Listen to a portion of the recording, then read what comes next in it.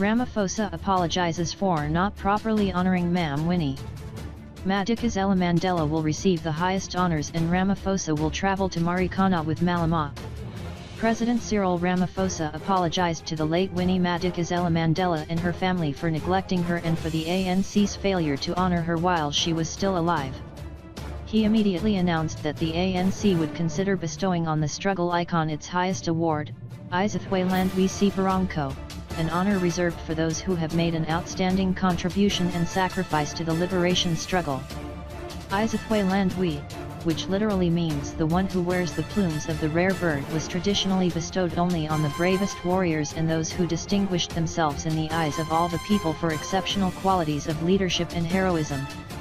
In a eulogy delivered at Madikizela-Mandela's funeral service at Orlando Stadium in Soweto on Saturday, Ramaphosa admitted on the ANC's behalf that they had failed Madikizela-Mandela.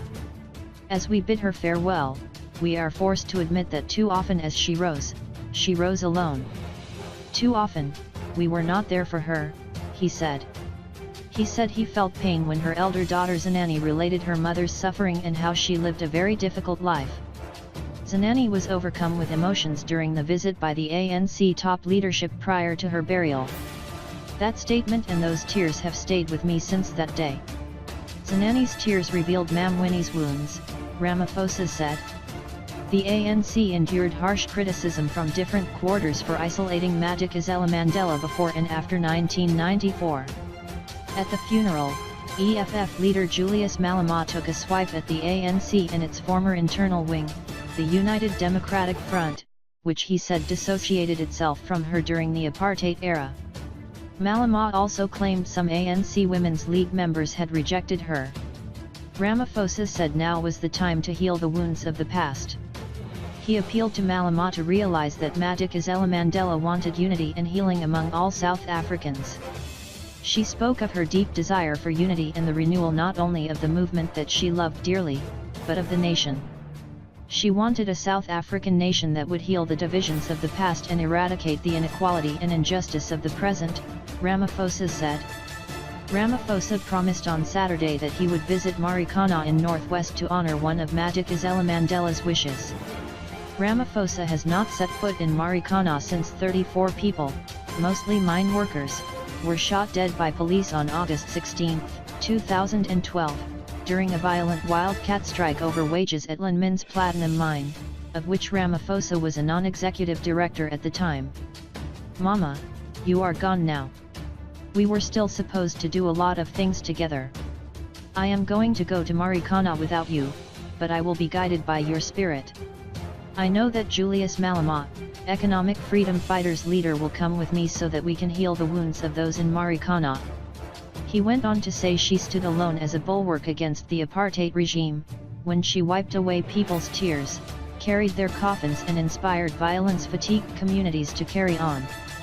She was a witness to the truths and horrors of our nation, not only because of her own hardships but because of her courage. Ramaphosa likened Madikizela-Mandela to the women who went to Jesus's tomb after the men ran away. She was perpetually in the trenches, never afraid that it would be too much for her to bear. When it was safe to do so, the men took over again and the women were relegated to a supporting role, Ramaphosa said. She provided leadership at the most difficult periods and sought no reward. Like women throughout our society do every day, she toiled and never claimed glory. Mam Winnie was universal and timeless. As we continue to touch her wounds, we must be brave enough to share her life and legacy across our society and with the people she loved, he said. Ramaphosa asked South Africans to honor the stalwart by uniting.